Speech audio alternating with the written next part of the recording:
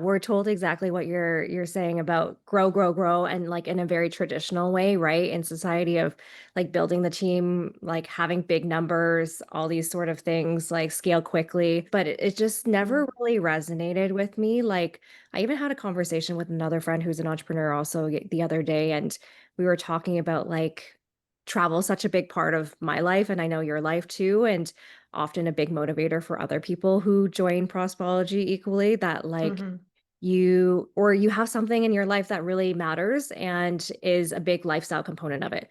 And so whether that's travel or something else, it always felt like I didn't want to escape anything, is that like I was running away from anything. It was rather that I wanted to live my life is really what I Mm. came back to. And so reframing that has always been at the center of things, even when people tell you that you're like crazy to go out and bet on yourself or like to book with a one-way ticket or to go solo and all these things. So when people tell you to scale up and do all these things, like you need to test it out and just see if it's right for you. Mm.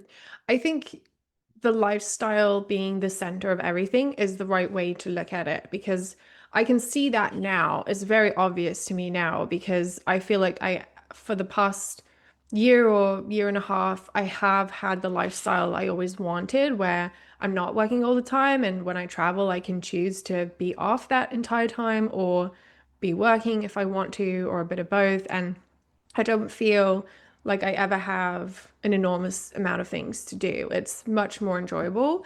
And so I can take last minute trips and none of it impacts my life in a negative way whatsoever. I don't work on the days when I'm traveling unless I want to. I might have an out of office email if I'm not around my computer for a few days, but I don't think I could see it until afterwards. And that's kind of why I want to warn people because I think what gave me that massive blind spot was two things. One was not feeling confident enough in my own ability to succeed by myself. I just wasn't trusting my decision making enough to believe that I could do it without having the input from my team on a daily, weekly basis. And the second thing was knowing that I'm a very collaborative person and I do get energized through collaboration. I enjoy that. I mistook that for meaning that I would have to do everything as part of a team to the point where I was giving the team all the credit for the work we were doing rather than giving myself any of it. And in actual fact, it was my vision, it was my program, it was my everything.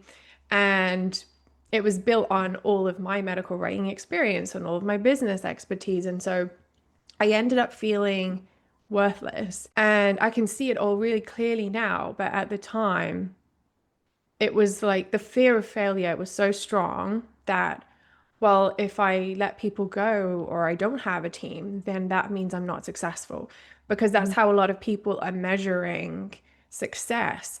And I think one of the benefits of having a much leaner model now, as you describe it, is that the stress is almost non-existent because you just don't have that many moving pieces to keep track of, and there's nothing that can really go wrong because you're when you are depending on yourself and you know what you're doing, then you just get it done. There's so much to be said about clarity. It really brings confidence in so many ways. And so I often like to come back to a prompt or reflection about like what is your ideal day and then being able to live that out as much as Hmm. possible, whether right now like you are just starting out and you aren't able either to have the resources, whether that's like financially, timing wise, etc., like energetically, just based on your capacity on a day-to-day basis, but being able to sprinkle some of that in and have more clarity of what could your ideal dream day look like so that you can get to a point where you just have that day to day or like weeks and Hmm. years on end, is a beautiful thing. But by not having it actually in mind at all, you just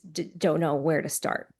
Yeah, and you don't know when you're succeeding either because you that part of that is redefining what success is for you and being and making that tangible and achievable. It reminds me of that TikTok trend that was going around a while ago. I think I posted about it in here where you describe what your dream life is like in the future, and then you ask AI to reverse engineer that and like give you a day in the life of your future self. But then I asked it to help me close the gap between that and now.